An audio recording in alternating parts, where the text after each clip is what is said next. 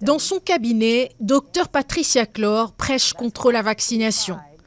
Devant des parents inquiets, elle remet en question l'efficacité des vaccins et met en avant leur effet secondaire supposé.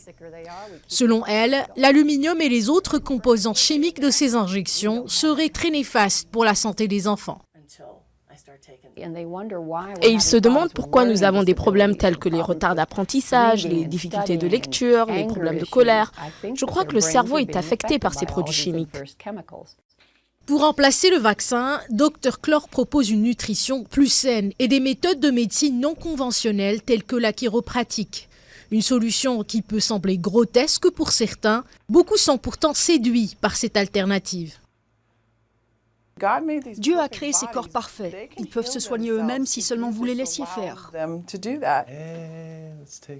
Le docteur Joseph Marsoni est pédiatre. Selon lui, l'histoire de la vaccination n'est certes pas sans bavure, mais les vaccins sont plus sûrs de nos jours. Le réfractaire se base souvent sur une étude qui avait lié l'autisme à la vaccination. Les résultats de cette recherche ont depuis été formellement rejetés par le Centre de prévention et de contrôle des maladies aux États-Unis.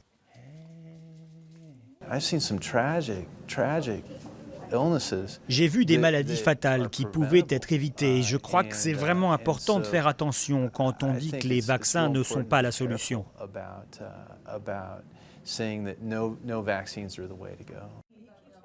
D'après les autorités sanitaires, les vaccins sauveraient chaque année la vie de 2 à 3 millions de petits Américains.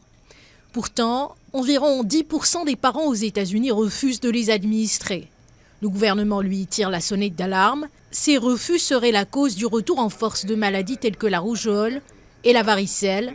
Plus grave encore, la coqueluche. Plus de 4100 personnes l'ont contractée en 2012 et 18 en sont mortes. Vous pouvez vous retrouver à l'aire de jeu avec 4 ou 5 enfants non vaccinés, ce qui rend le risque de transmission plus élevé. Pourtant, la peur du vaccin persiste. Beaucoup de parents disent vouloir exercer leur droit de dire non. Contrairement à la France, la vaccination contre certaines maladies n'est pas obligatoire aux États-Unis.